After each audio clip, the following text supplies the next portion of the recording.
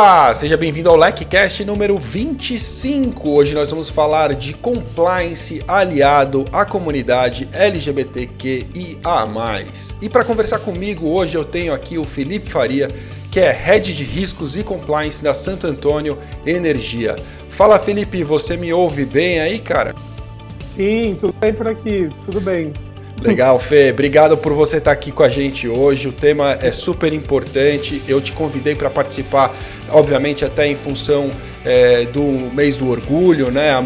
Hoje é o último dia do mês de junho e a gente está aqui para falar sobre esse tema tão importante. Então, obrigado mesmo de coração por você estar aqui com a gente hoje. Eu tenho várias perguntas preparadas para você, para a gente começar. Antes da gente entrar já de cara no tema, eu quero deixar claro que eu não queria dar a mesma abordagem aqui nessa discussão, aquela abordagem que a gente teve no episódio que a gente falou de diversidade e inclusão com a Marisa Pérez lá atrás. A Marisa falou bastante disso, o episódio é muito legal. Se você não viu, você pode assistir esse episódio que ficou muito bacana, mas aqui eu quero falar realmente da comunidade LGBT. Eu acho que tem muitas peculiaridades, mesmo dentro da própria comunidade, a gente vai ver que existem muitas diferenças, né? Até pelo volume das letras aí dá para perceber que LGBTQIA+, representa muita gente e não dá para tratar isso de maneira uniforme em todas as situações.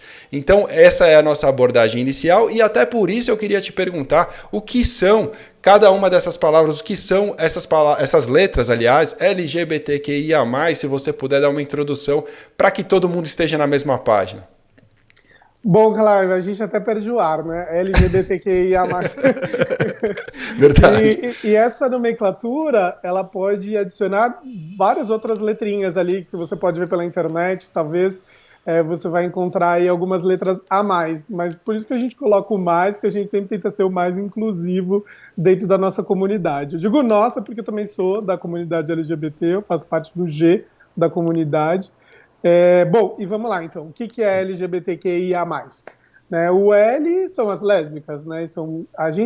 Na verdade, antes de falar um pouquinho, a gente tem que deixar claro que existem duas coisas dentro dessa sopa de letrinhas, que uma é a orientação sexual e a outra a identificação de gênero, tá? Então, a gente vê que, de vez em quando, numa das letrinhas a gente está falando sobre uma relação amorosa mesmo, né? Uma relação sexual, e outros a gente está falando do gênero da pessoa, como que ela se identifica, como que ela nasceu. Então, a primeira letra, o L, né, que são das lésbicas. O L foi colocado, não sei se você sabe, no começo, justamente para dar mais visibilidade a L. Você lembra que era GLS na época, GLS, né? GLS, pois é. E aí, dentro da comunidade, as lésbicas acabavam sendo... Porque colocavam simpatizante nessa bola, né? Que era tudo. E as lésbicas não tinham a visibilidade que elas deveriam ter, até porque, a gente estava discutindo antes, o mundo, né? Quem se mostrou primeiro eram os homens gays, né? Claro. Tanto hoje em dia, até a gente vê muito mais homens gays na liderança do que mulheres, né, gays, as lésbicas. Então, por até uma coisa de disparidade de gênero, né, há mais homens brancos dentro das lideranças de organizações do que o gênero feminino. Claro. Então, naquela época era GLS, e a gente, quando fez essa modificação aí na comunidade para LGBTQIA+, a gente colocou o L primeiro, para dar um pouco mais de destaque para as mulheres lésbicas. Sabe o que eu lembro? Antes de te cortar, eu lembro que, na verdade, começou como GLS, depois virou LGBT, não foi isso? Isso. Aí a gente adicionou o QIA+. Não, aliás, teve uma coisa, não teve uma coisa no meio do caminho? GLS... LGBT. Nós estamos sempre em mutação. É muito louco. E isso, de certa forma, até dificulta para quem não faz parte do universo acompanhar. Por isso que eu falei, vamos começar colocando pingos nos is para todo mundo ficar na mesma página, né? Pelo menos nesse momento, né? Pode ser que amanhã a coisa mude. Até hoje, no nosso grupinho, eu fui perguntado o que era o A, né? As pessoas não lembram. Bom, vou voltar. Vamos lá. O G, então, eram os gays, né? Mulher também pode ser gay, obviamente, né? Mas aí ela tem a nomenclatura dela lésbica. Mas basicamente se refere aos homens gays, né? Que era o primeiro da letra no passado do GLS. Tá. O B são os bissexuais, né? Acho que é importante ressaltar que bissexualidade também existe, né? Não é uma fase. Essa é uma das maiores pautas dos bissexuais, né? Porque sempre falam, ah, não, mas você está namorando com uma pessoa do mesmo sexo, então você é gay, né? Ou você é lésbica, né? Não, não é uma fase. Tem gente que realmente gosta, né, de se relacionar com os dois gêneros, né? O masculino e o feminino. As trans, aí a gente já está entrando ali no viés do gênero, né, da identidade de gênero, como que a pessoa se identifica. É legal ver também o contraponto do trans, que é o cis, né? A gente estava pensando antes, eu sou homem cis, porque eu nasci com o gênero masculino e me identifico como homem, como masculino. Mas tem as trans ao contrário, elas nasceram com um gênero e elas se identificam com o gênero oposto. Falando um pouco de binaridade de gêneros ali, não entrando na seara de que possa haver coisas mais, porque ali a gente vai entrar no I, né, que é o... Faltou o Q, peraí, vou deixar o Q mais pro final. Mas Tá o I é o intersex, né, vamos continuar no gênero. O I é o intersex, que é aquela pessoa que nasceu com uma singularidade sexual, em que ela pode ter cromossomos masculinos e ter um órgão genital feminino, ou vice-versa. Claro. Então, eles viram ali o I. O A é o assexuado, né? Pessoas que não querem se relacionar com nenhuma outra pessoa. Isso não quer dizer que o assexuado não pode encontrar o amor. Eu vi essa discussão muito, muito interessante essa semana, na Semana da Parada, que falou que não necessariamente o assexuado ele pode deixar de amar uma pessoa. Ele só não se interessa pelo ato sexual. Sexo em si, né? Exato. E voltando para o que, né?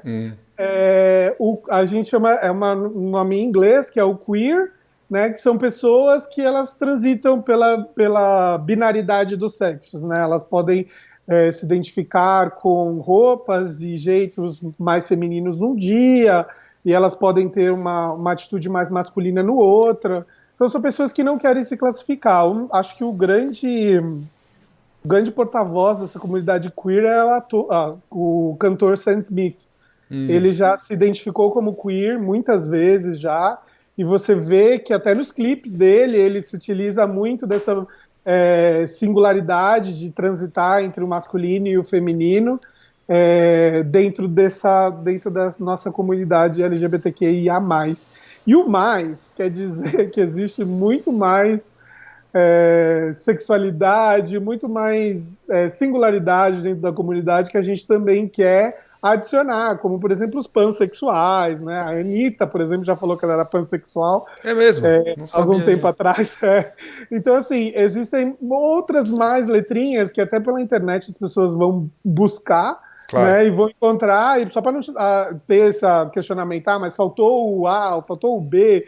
Não, mas ele está ali mesmo para adicionar dentro dessa comunidade inclusiva que é a LGBTQ. Eu acho que o mais, de certa forma, ele revela até um mindset mesmo, né? Um pensamento muito claro, assim, pelo menos para quem vê a comunidade de fora, de ser uma comunidade bastante acolhedora, né?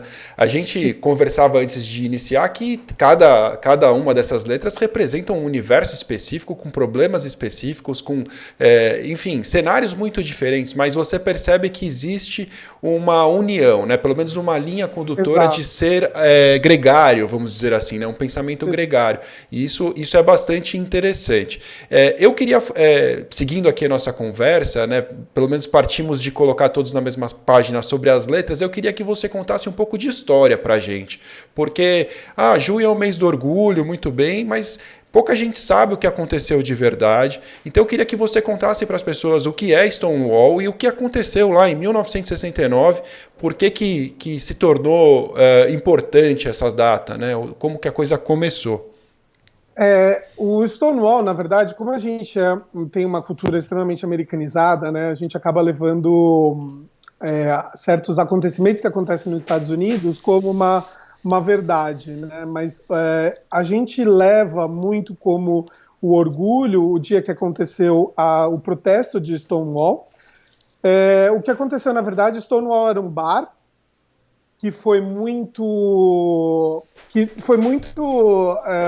violado, né? Com batidas policiais, com vergonha mesmo, né? Os policiais eles iam lá super violentos, buscando realmente prender gays, né? Por atos de obscenidade, coisas que aconteciam lá dentro que não era da conta de ninguém, na verdade, né? E aí o Stonewall, na verdade, ele foi isso. Quem se apresentava, quem estava lá, estava cansado já desse tipo de ação. E o que eu gosto de colocar é que foi uma trans negra, na verdade, quem fez quem atirou a primeira pedra, né? Não sei se foi pedra, não, acho que é brick, né? Como é que é o nome? Tijolo, talvez? Tijolo, isso, nos policiais. E isso só demonstra como é importante, né, todos nós da comunidade LGBTQIA+, estarmos juntos, porque foi uma trans, foi o T que fez esse primeiro ato de rebeldia, né, e organizou toda a parada, né, que foi, na verdade não foi parada, foi um protesto, né? E os gays basicamente organizaram esse rolê todo ali para fazer e movimentar em que todo mês de junho a gente relembrasse esse episódio de repressão que mudou as políticas da época, né, que iniciou o movimento. Na época era o movimento GLS, né, que iniciou esse movimento e que hoje ela, né, tudo aquilo que ela angariou foi ela, mais uma trans latina também, que trouxeram que fizeram esse primeiro ato.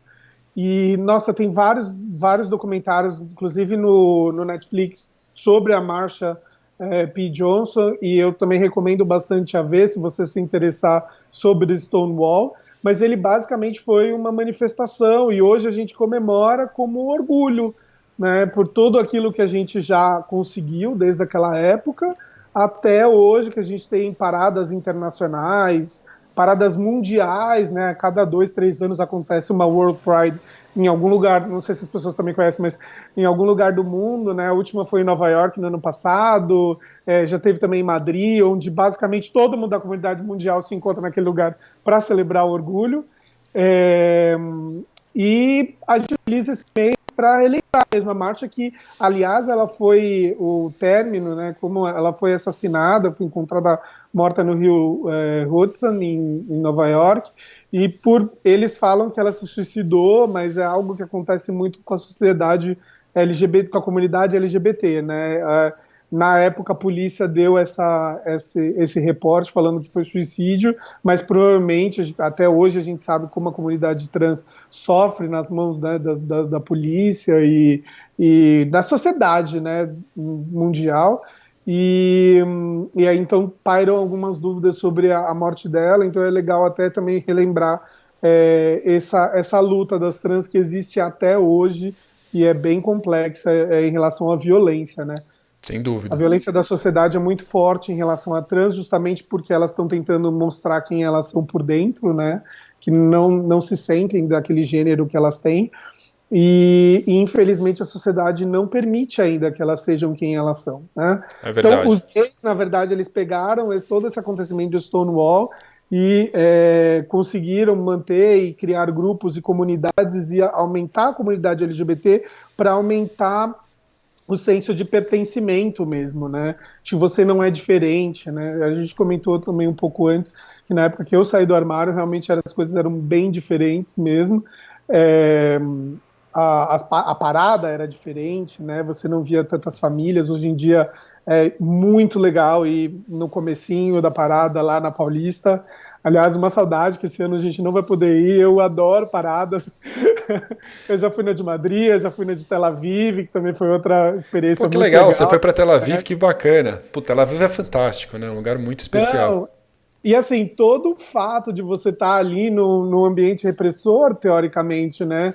Tel Aviv não tem nada de repressor, cara. Se fosse em Jerusalém, eu concordaria com você, mas Tel Aviv é super moderno, a sociedade de Tel Aviv é moderna, mas quando você pensa em Israel, é um pouco claro. mais recente. Claro, exato, Você vai para Jerusalém, por exemplo, na mesma viagem eu fui para Jerusalém e vi uma completamente diferente. Outro astral, outro astral. Exato. O Cairo, eu tenho um amigo que estava falando que ele estava fazendo um call com uma comunidade também que tinha 2 pessoas LGBT do Egito e essas pessoas não ligaram a câmera porque elas tinham medo.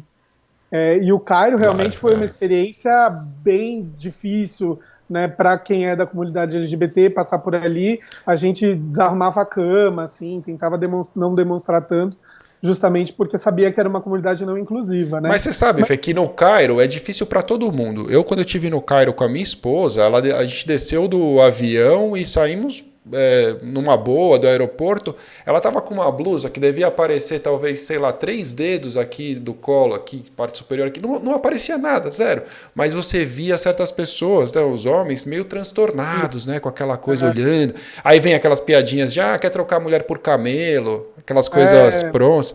Sabe o que eu falei pro cara? Eu falei quantos camelos? Ele falou, 100 e não sei. Eu falei, enfileira, eu quero ver todos os camelos aqui na porta do aeroporto, aí a gente começa a conversar. Aí ele se assustou porque ele viu que eu não dei risada da piadinha pronta, mas é um ambiente hostil de modo geral, para nossa cultura, né? E você vê como a gente ainda tem que evoluir, né, numa sensação mundial. Né? Hoje as empresas estão cada vez mais mundiais, e aí você fica falando, mas por que ficar reafirmando isso? É uma empresa de uma pessoa que pode estar nesse tipo de sociedade. Sim. Pessoas que estão precisando desse apoio, né? Porque não se encaixam dentro daquela sociedade de uma forma que se espera, né? E que vai encontrar dentro da comunidade LGBT um apoio. Né? Claro. Eu acho que essa rede de apoio é muito legal e foi uma das melhores coisas que eu ganhei, assim, me assumindo, finalmente. Bacana, cara. Você sabe que eu lembrei da sigla. Na verdade era GLS e teve GLBT. Lembra disso? Sim, teve uma passagem. Foi um pouco antes. Aí depois teve uma passagem disso. Você está super sabendo do Não, você tema. sabe por quê? Na verdade, nessa época eu era DJ, cara. Então eu frequentava demais o mundo ali. Enfim, a gente conhecia muita gente de perto. Isso também é um fato interessante de você refletir, né? O mundo gay, ele foi muito da noite. Total. Né? Porque a gente precisava de algum lugar para socialmente se aceitar ali, né? E aí veio muito essa pecha da noite, né? Até hoje, assim, parece... Tem algumas vezes você fica, mas para eu encontrar amigos e encontrar a sociedade, eu tenho que ir para uma balada, eu tenho que ir para um determinado bar ou uma sociedade...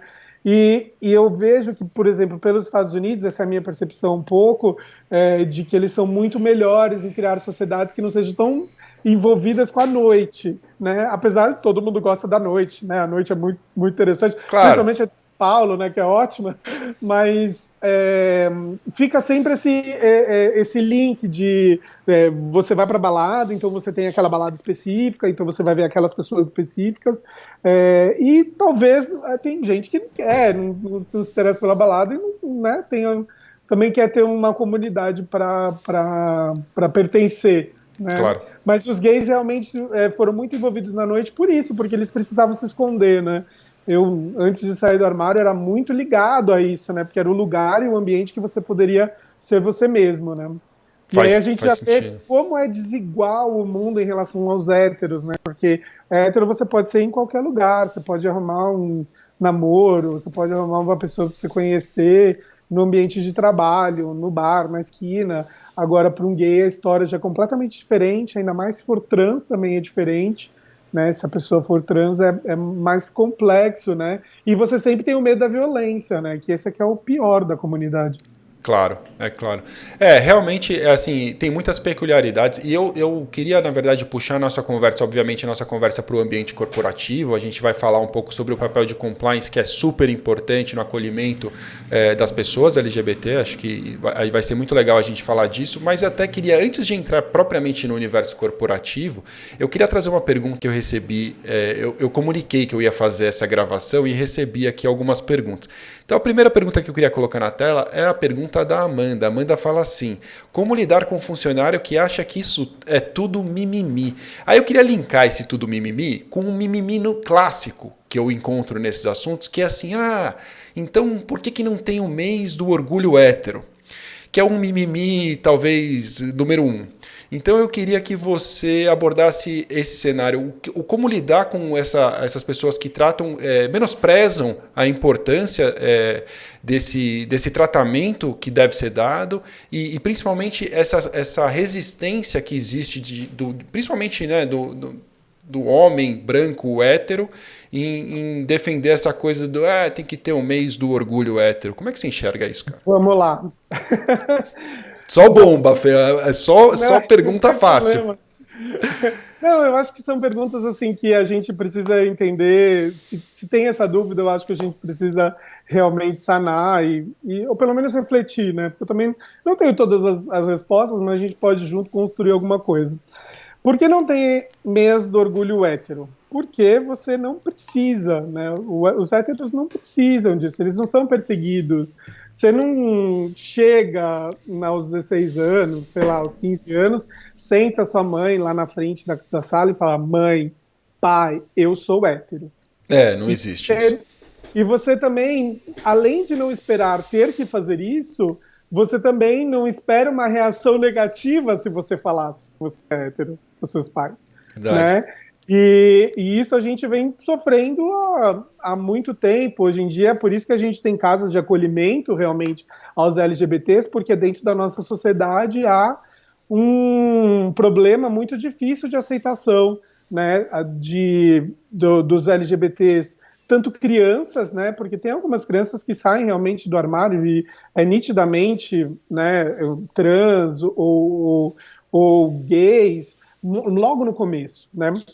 Tem até um Instagram engraçadinho que chama Criança Viada, né, que você vê a própria comunidade colocando, né, fotos de quando você era pequeno, com os trejeitos. Mas assim, você não sente a perseguição da sociedade. Então por isso que não tem dia do orgulho hétero. Todo dia pode ser orgulho hétero, porque não há isso não é um problema, isso não é um issue. Você não fica inseguro no trabalho, você não acha que você vai ser retaliado porque você é hétero, né, porque você apareceu com uma mulher, né, ou com um homem, ou uma pessoa do sexo oposto, né, dentro do ambiente de convívio social. Você não tem que buscar uma comunidade específica para ser você mesmo, né? A sociedade já te aceita, né, e já pressupõe que você é hétero quando você nasce. Né? É verdade, então, você não vai tomar ninguém vai bater com uma lâmpada na sua cabeça se você estiver andando na Avenida Paulista de mão dada com uma mulher, né? Não, então as pessoas realmente ninguém não vai enxergam. achar estranho você estar de mão dada com uma pessoa. Então, assim, o orgulho hétero não existe porque o orgulho só existe porque a gente foi perseguido. Né? O hétero não foi perseguido por ser hétero, então não tem que existir. Né? Claro. E quando a gente, e falando agora da sua segunda parte da questão... Do mimimi, né? Sobre mimimi é difícil, porque ele é difícil até de você abordar, né? Porque o mimimi pode ser mil coisas. Ele pode ser uma falta de empatia, por exemplo, de não entender por que é tão relevante esse tema nas organizações, por que você tem que entender que a diversidade ela se converte em mais produtividade nos seus funcionários, né? E aí, puxando um pouco parte da empresa, a gente vai entendendo que isso vai trazendo benefício financeiro mesmo, né? Para as companhias, isso digo a diversidade. Então você acaba vendo que não deveria, não é um mimimi. Isso é uma questão que deve ser abordada pela sociedade, da mesma forma que foi, eu não estou aqui comparando, obviamente, questões raciais, mas o fato de você, até poucas décadas atrás, ter um banheiro para negros e um banheiro para brancos. Isso a gente sabe que existiu muito fortemente nos Estados Unidos, por exemplo, pelos filmes, né? Sim. Porque isso também existe aqui no Brasil, né? Um racismo estrutural. Mas... na época, talvez poderia ter alguém que vir falar, somos todos humanos. Não somos. Você vê desigualdade social, né? Quando você pega um retrato de um pedaço de uma população, porque eles têm uma característica diferente, né? Porque eles estão numa sociedade diferente, você vê que eles não estão no mesmo patamar de igualdade com o branco, ou com o branco hétero, né? Que encontra barreiras e desafios durante a sua vida que dificultam o acesso, né, a determinadas vagas, por exemplo. Como que você vai virar e vai falar para um gay que foi expulso de casa e que se viu, né, sei lá, se conseguiu terminar uma escola, né, no terceiro ano, e ele se viu expulso de casa, sem absolutamente nenhuma base, sem dinheiro, a família rejeitando, tem os aspectos psicológicos, mas tem os aspectos financeiros também. Como que ele vai tentar? Como que ele vai fazer uma faculdade? Como que ele vai se inserir dentro do ambiente que a gente vive hoje, que teve apoio, teve uma boa faculdade, que está lutando também, porque nós também temos as nossas lutas e auguras, mas assim, ele já sai de um ambiente que não há meritocracia, né? Ele não conseguiu chegar lá por uma questão de um viés social de homofobia, preconceito, né? Então acho que isso é importante, que ele não é mimimi, porque ninguém, ele tem uma questão mesmo, né, honesta, de que ele não vai conseguir o acesso. Eu no né? fundo, eu acho que é uma baita falta de empatia, sabe? Eu acho que o ser humano, o ser humano que não consegue compreender, ou ele realmente tem uma limitação intelectual importante ali, ele não consegue compreender, ou ele não consegue sentar na cadeira do outro, né, para pensar um pouco melhor de quais seriam como seria se fosse a vida dele, né? Mas sabe o que eu acho? Eu acho também a falta de informação. A gente vai falar mais para frente como que você convence instituições a terem programas de diversidade, Claro. mas eu acho que dado é muito importante. Ele saber que uma trans morre, a expectativa de vida de uma trans é 35 anos, vai dar para ele um senso de empatia em relação à contratação de uma trans dentro do ambiente de trabalho. É chocante, né? A média é chocante. A média brasileira em qualquer, né, sem recorte de classe social, você tem anos. Se você vai para uma trans é 35, a diferença é muito grande. Né? Então, uma trans acima de 35 anos que consegue quebrar essa barreira, né, ela precisa de apoio, ela precisa de políticas afirmativas. Né? E isso vem das empresas, vem do poder público, isso está em todo lugar. Então, você quebra essa questão de não entender o próximo, quando você quebra essa questão de empatia, quando você entende realmente o próximo e entende que aquilo ali é um problema da sociedade que a gente tem que abordar mesmo. Sem dúvida, cara, sem dúvida. Eu queria realmente levar a nossa conversa pro ambiente corporativo. Eu acho que você começou a puxar já isso, mas eu queria que a gente começasse a falar um pouco do papel do profissional de compliance. Eu acho que a gente deu uma base interessante aí para poder conversar.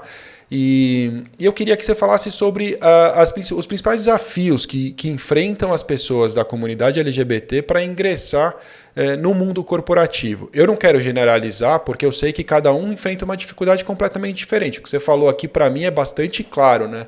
Quando você pensa num trans, você logo vem a ideia, por preconceito e até por uma questão de experiência, realmente, infelizmente é assim, em prostituição, ou então em um maquiador, ou então... Você nunca vai imaginar um trans executivo de sucesso, né? Você não vai enxergar um trans diretor de uma determinada organização. Então eu queria que você desse para a gente um panorama sobre essa dificuldade do ingresso realmente no mercado corporativo. Como é que você vê os principais desafios, as dificuldades mesmo? Um deles, eu já até mencionei aqui, é o próprio fato da formação, né? Quando a gente tem empresas que determinam que tipo de formação você tem que ter, no sentido de que escolas você frequentou, você já tem um recorte que você já vai eliminar muita gente da comunidade LGBT. Né? Tanto porque aconteceu alguma coisa na vida dela, que ela foi marginalizada, tanto com o fato de ela sofrer algum tipo de preconceito no passado e não conseguir determinados empregos que validem ela para determinadas vagas, porque isso também é relevante. Né? Então você tem o ingresso ao ambiente de trabalho já é mais complicado para os LGBTs. Eu tenho experiências pessoais de lugares onde eu já trabalhei e já vivi, né, onde você claramente via que havia um determinado preconceito, de comentários, né, ruins em relação a qualquer membro da comunidade LGBT, né, utilizando termos chulos de pessoas extremamente qualificadas, né? Então, esse é um dos desafios também, porque quando ela quebra essa barreira, quando a pessoa LGBT quebra essa barreira, ela pode encontrar um ambiente onde ela tenha que naturalizar determinados comentários, é o que a gente falou dos viadinhos, né?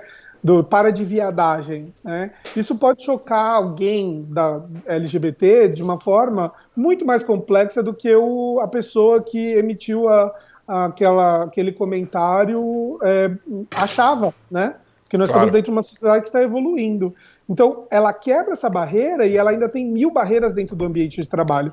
A gente tem pessoas extremamente boas, né, que trabalham com isso, com a parte de inclusão, de revisão mesmo, né, se a empresa está preparada, se tem uma cultura inclusiva, ou se também tem a questão do banheiro, que sai sempre, né, a questão do banheiro da trans é uma questão que até hoje confunde muita gente, né, então você tem também, dentro do ambiente de trabalho, vários tipos de questões que você tem que lidar, né? Eu menciono até uma questão que é muito comum a pessoa ser demitida LGBT, ou quando ela sai do armário, por uma questão de perfil, né?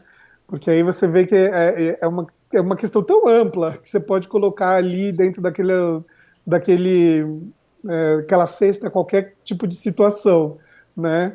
Mas o que você acaba vendo é um desgaste do LGBT, tanto porque ouviu piadinhas, quanto porque se sentiu ameaçado em determinados momentos, mas o que você, voltando um pouco ao que você mencionou, é muito certo que cada uma das letrinhas, ela sofre um tipo pode sofrer, né? Porque também tem ambientes inclusivos, mas ela pode sofrer algum tipo de problema e de assédio dentro daquela questão, né? A lésbica pode se sentir ameaçada de não trazer a sua parceira, né, a sua esposa dentro do ambiente, né?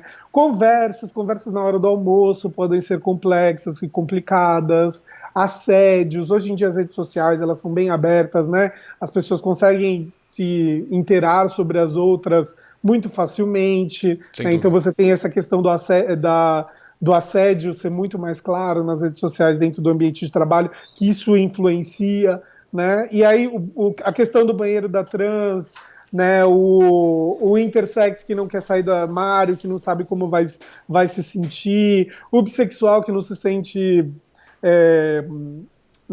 muito validado, né? Dentro da comunidade, até no sentido de que hoje eu estou namorando uma menina, amanhã eu vou namorar um cara e eu não sei como eu vou trazer essa pessoa dentro do churrasco da companhia.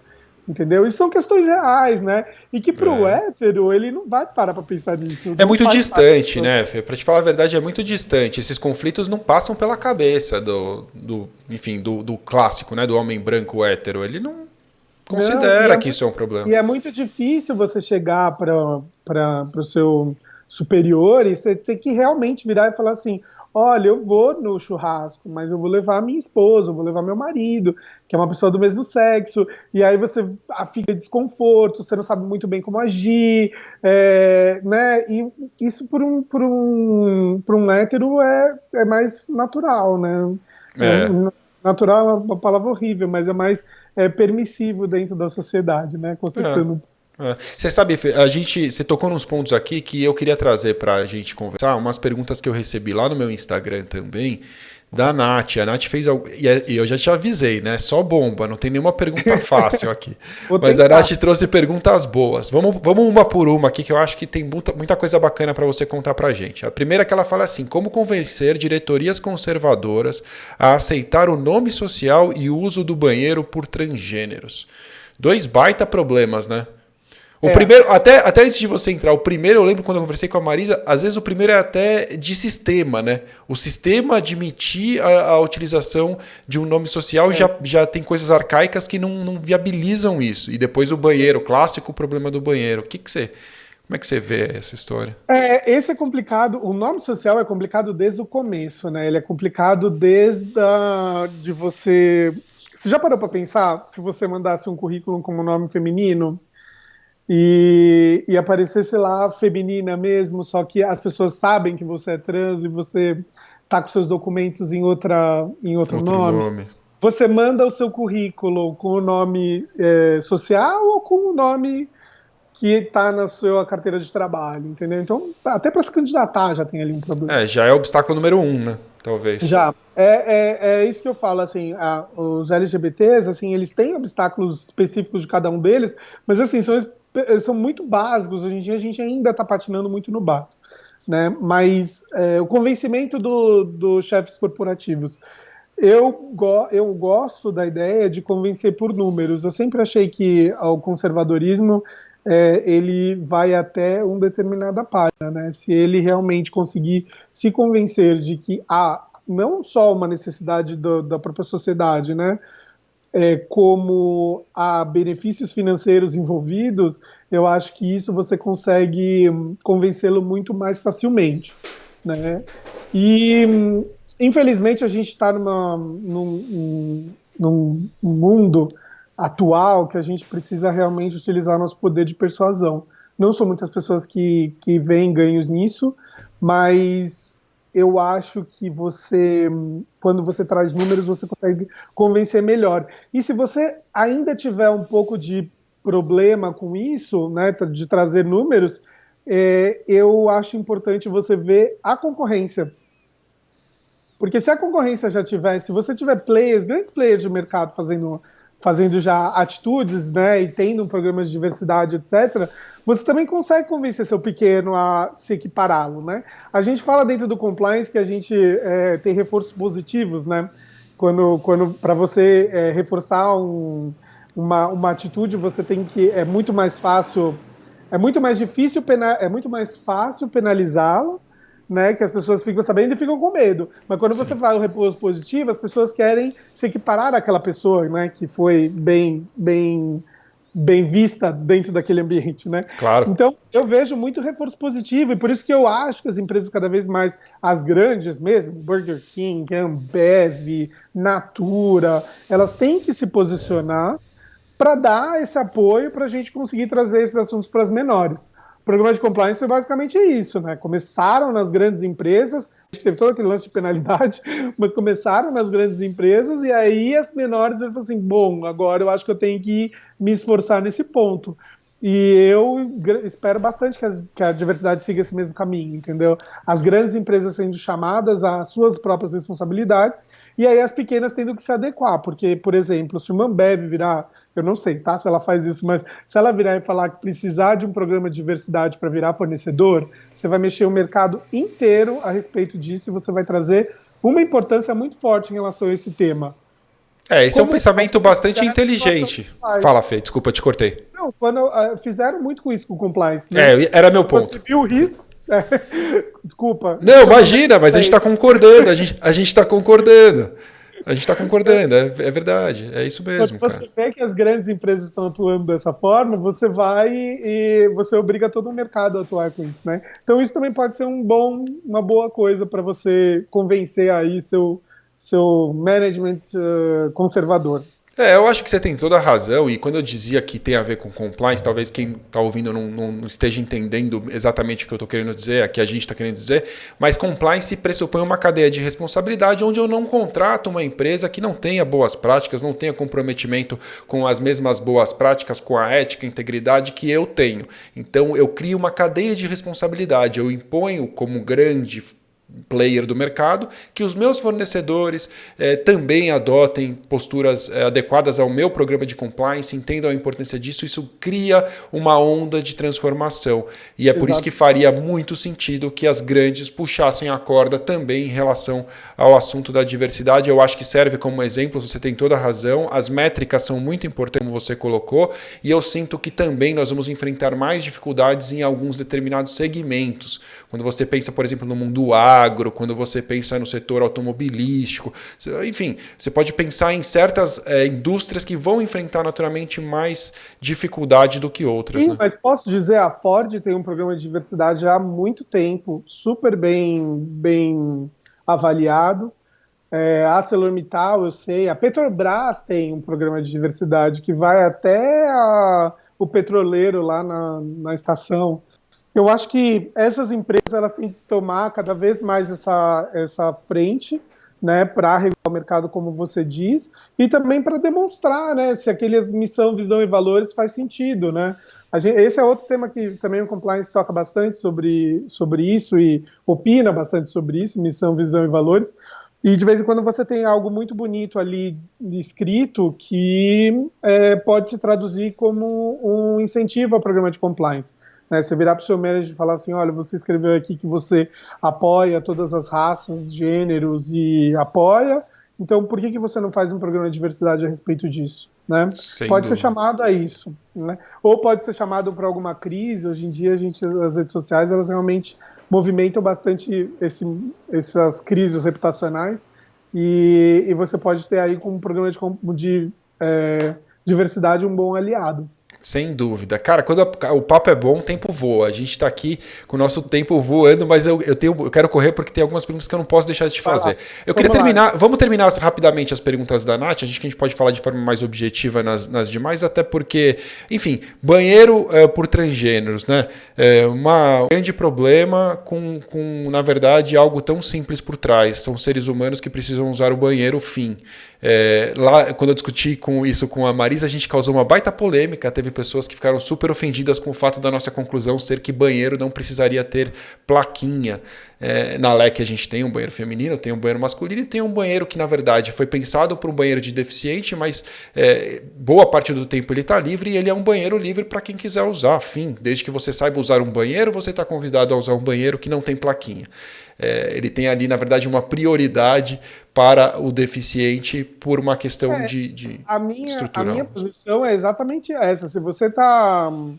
Eu não sei nem se é a mais correta, mas se você está preocupado com o banheiro, né, de você ter pessoas do mesmo gênero, faz um terceiro banheiro. Faz um terceiro banheiro, bota placa nenhuma e pronto.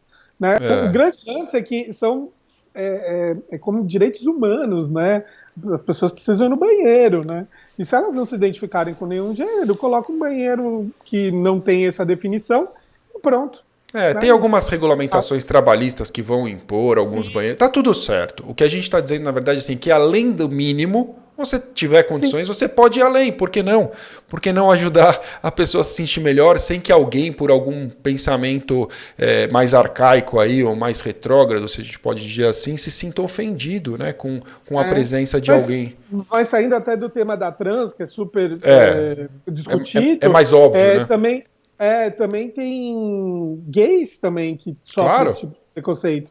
Né? Não quero me trocar ali no banheiro da academia porque tem um monte de gay. Isso acontece. É uma realidade. Então, se você coloca pelo menos um banheiro mais inclusivo ali dentro do seu ambiente de trabalho, você tira essa discussão e ainda está suportando as pessoas que eventualmente não se sentem confortáveis nem num banheiro, nem no outro banheiro. Exato. Aí a gente volta para queer, né? Que ela fez também uma outra pergunta.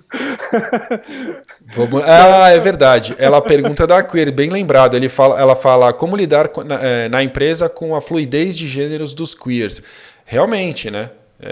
Para mim, sabe, uma pergunta mais direta, uma resposta mais direta e correta é pergunta.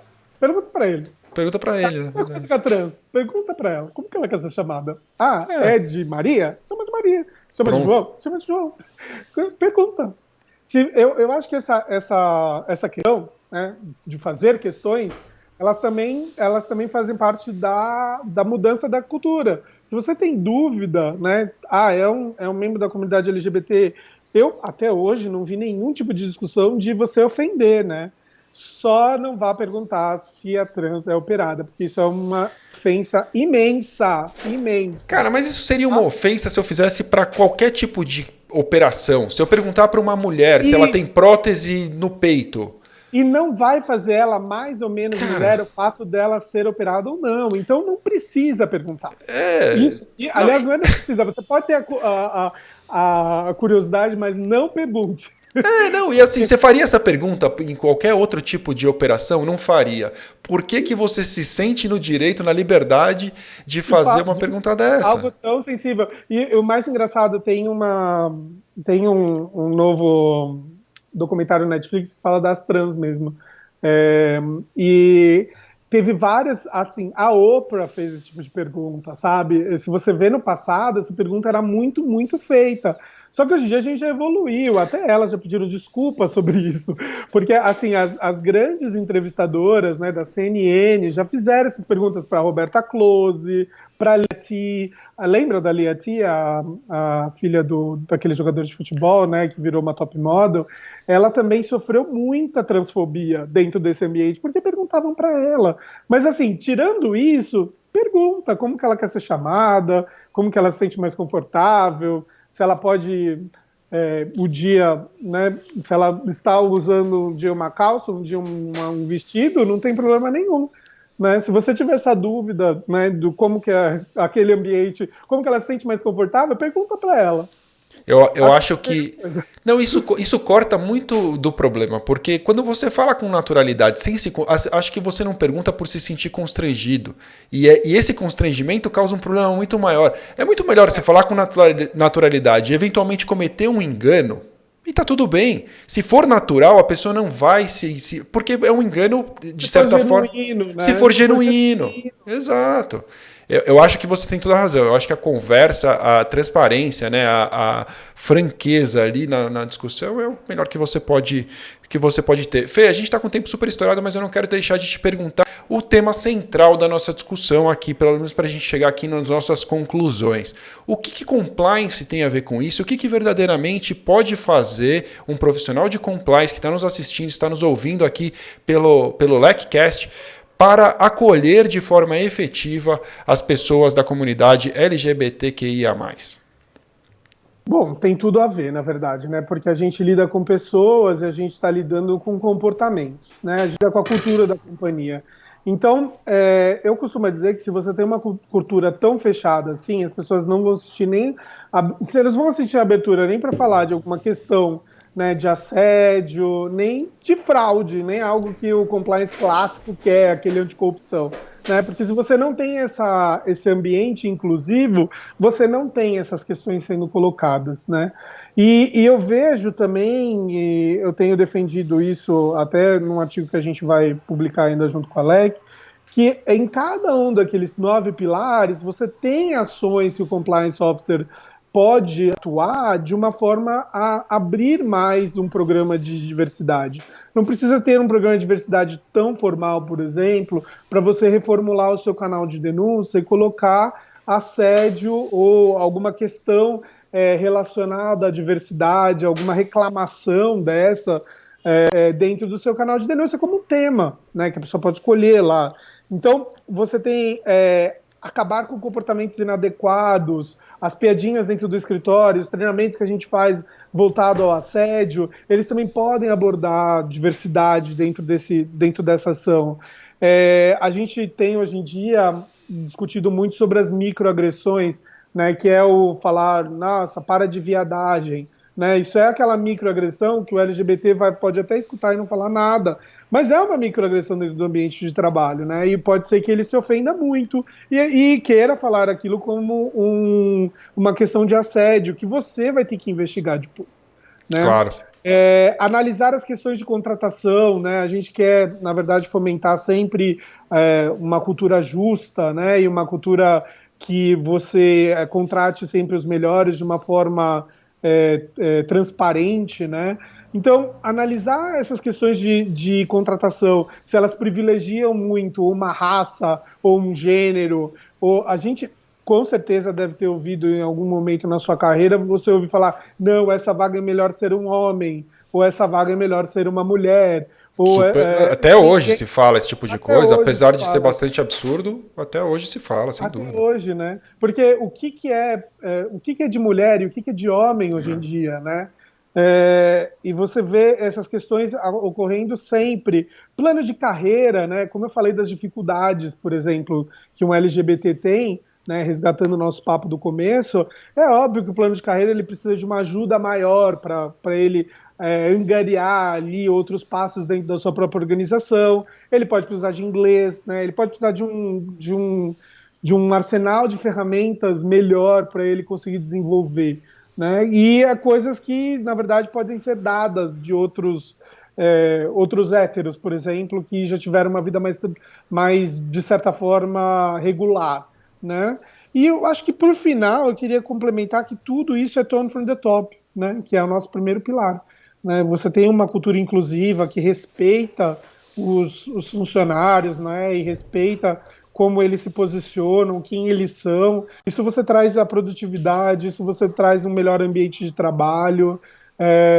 A diversidade faz isso, né? Trazer novas ideias, inovação na sua empresa, né? E isso vem tudo bem da organização. Pode ser que hoje a sua organização ela não esteja muito preparada porque tem um determinado gerente ou uma determinada pessoa da alta administração que não está preparada para ter essa discussão. Mas tudo bem, você como compliance officer, você consegue, né, trabalhar ali no meio e conseguir ver alguns aspectos de cultura para trazer mais inclusividade.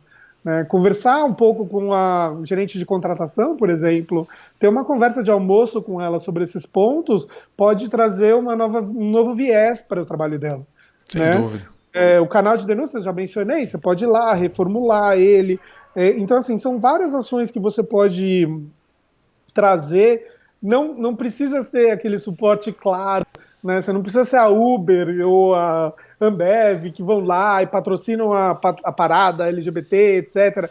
Mas você pode ter o seu trabalho de formiguinha e incluir isso dentro do seu dia a dia em cada uma desses procedimentos. Né? Ter comunicação e treinamento mais inclusiva. Outro dia a gente estava conversando sobre como a língua portuguesa é muito binária, né, do homem e da mulher.